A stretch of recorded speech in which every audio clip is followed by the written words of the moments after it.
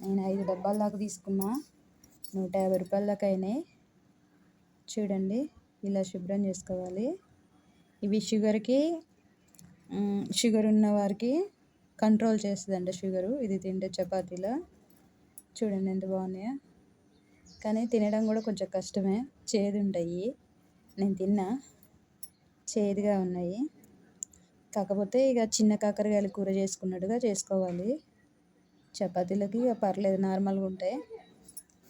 కొంచెం ఇక చేదు తినే వాళ్ళైతే అంత ఇష్టపడరు. షుగర్ ఉన్న వాళ్ళకైతే ఇంకా బాగా పనిచేస్తుంది.